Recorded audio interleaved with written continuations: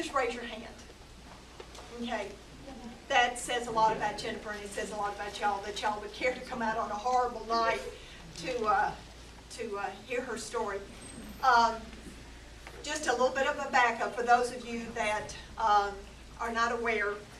In September 28th of '09, Jennifer and her dad walked in here for the first time and signed up. The next night, the next Monday night, which was the 5th of October, Jennifer weighed in for the very first time. Jennifer weighed in a total of 75 weeks. I don't think Jennifer missed a week. Did you, Jen? 1 week. 1 week. Yeah. She pretty much was here every week for that year and a half. It averages out to about 3.5 pounds a week for 75 weeks. Jennifer has lost in excess as of tonight. Well, I'll let her tell you when she comes up. I apologize for the warmth in here, but I do not apologize for the reason we're here and for the excitement that we feel for Jennifer. Without anything, I'm going to turn it over to Jennifer. Come on up.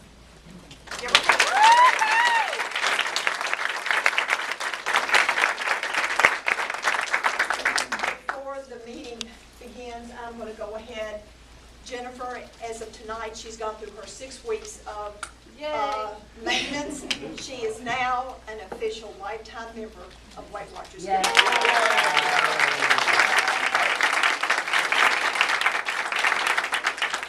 not an awful lot, it's just a little bit, but it's your key. It's your key. So without ado, Jennifer, it's yours. Thank you so much. First of all, thank you all for being here tonight. I am very excited. I will just go ahead and tell you I'm very overwhelmed.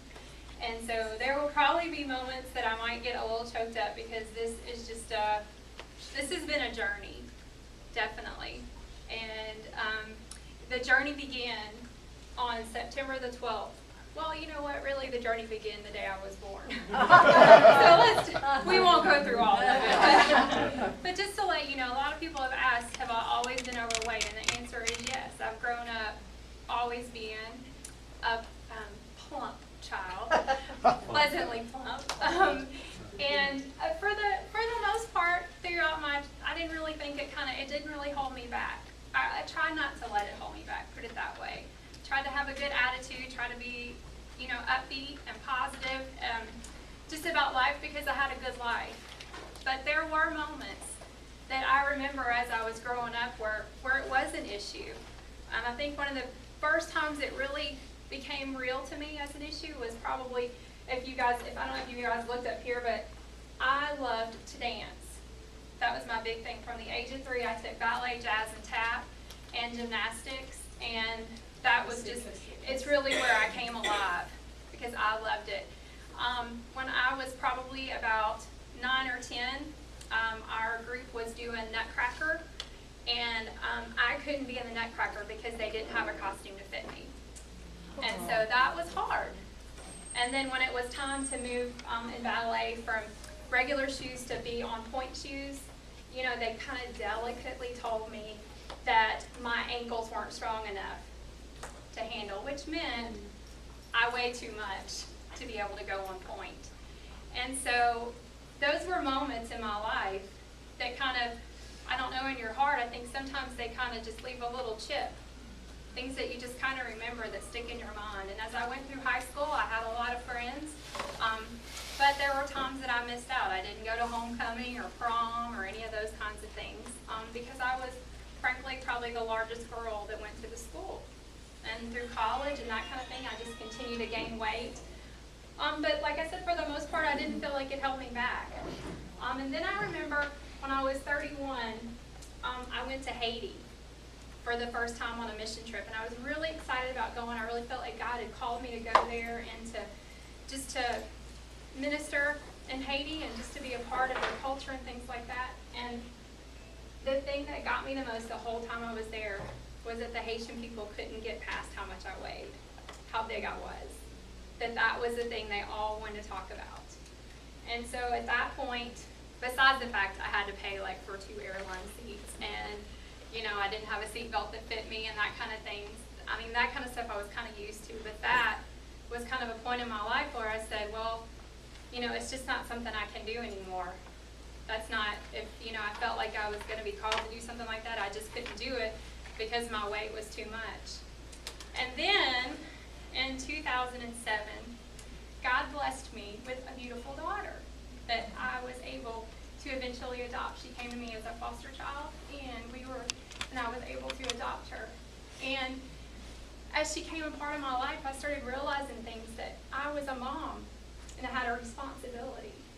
And my responsibility was to be there for my daughter, and to be there with her through all these different stages of her life. But like when you struggle with something like weight, and it feels like you try everything, and nothing seems to work, you just kind of get more defeated. And you actually start putting on more weight, sometimes because of it, because you let yourself feel defeated. And on September the 12th of 2009, we went to a park for my dad's birthday, and it was his 60th birthday. And we went out, and it was one of our local state parks, and the whole day, it was hot.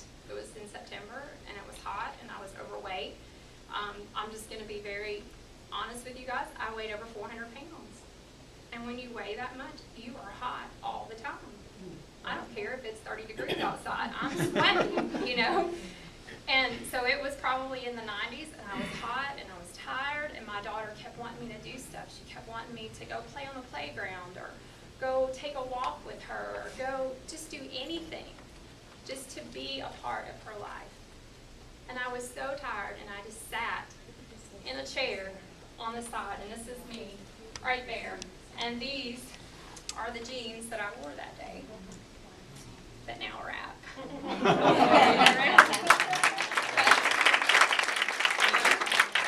I wore these jeans, and to be honest, they were a little bit tight. So they were actually the last pair of jeans I could wear. And I sat there, and I just watched as everybody else played with my daughter and did stuff with her. And I sat there, and I don't know what you believe, but I'm a firm believer in Jesus Christ and in God. And I believe that He speaks to your heart at different points in your life. And He spoke very clearly to me that day. And He said, Jennifer, this is not the life I promised you. I promised you an abundant life, and you've memorized my scriptures, and you know that, and you know my truth. And this is not the life I promised you. You are just sitting on the sidelines, and you're just letting life pass you by. You are breathing, and you are not living. And I just said to God right there, I said, God, I cannot do this. I have tried this over and over again, and you know I've been defeated every time. And He just reminded me of something. He said, Jennifer, look at what I've done. He said, you can't do this, but I can do this. If you will just trust me and believe me, I will bring you through this. And at that moment, I said, God, I can't, but you can. So you just tell me what to do, because I don't know. And so about a week after that, God just prompted me to, it was so odd, my dad, not odd, but my dad had been to the doctor, and the doctor had suggested to him Overeaters Anonymous. And I said to my dad, I said, instead of Overeaters Anonymous, how would you feel about going, my dad's actually, he's at H&R Block, he'll be down in a few minutes, but anyway, I said, how would you feel about going to Weight Watchers with me? And I honestly thought he would say no. I really did. I really thought he would say no, and I thought, that is my out. So, but he said yes. And I said, okay. All right. So I said, I will call Weight Watchers, and I'll find us a meeting. And we showed up on September 28th, and I came in, and I stepped on Harriet's scale, which, as anybody who knows this meeting knows, I very rarely weigh on Harriet's scale. That's for sure.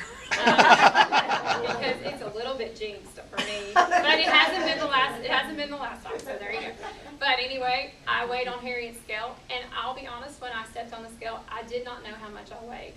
I had no clue, because I had gotten past the point that a scale could weigh me, that a normal scale could weigh me. When I would go to a doctor, they would say, how much do you think you weigh?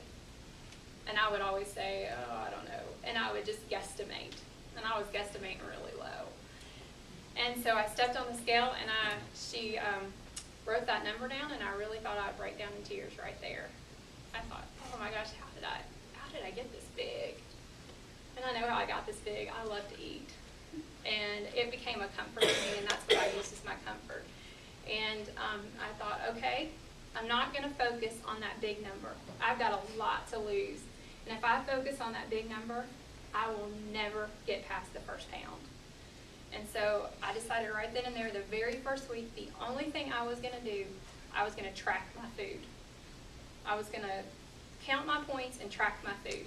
And I wrote everything down. I would take my tracker and I would like eat my lunch, and as I was eating my lunch, I would write it down.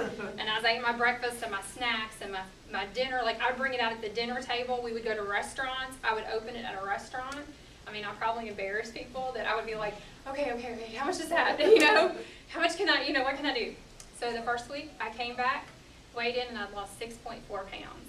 And I was the biggest loser that week. And All right. I thought, all right, I can do this. This is good. So the next week I came back and did the same thing. I decided the next week I was going to make one change. I told myself that every week I would make one change in my diet, no matter just one small change. So the next week I cut out Dr. Peppers, which, you know me, Dr. Peppers are like, oh my gosh, that's my thing. And I've not had a Dr. Pepper since that day. Oh my gosh. Yeah. And so I cut out Dr. Peppers, and I stuck with my tracking, and I kept that up, and the next week I lost over 4 pounds. And I thought, this Weight Watchers thing can really work. So I thought, all right, you know, they suggest that you get moving.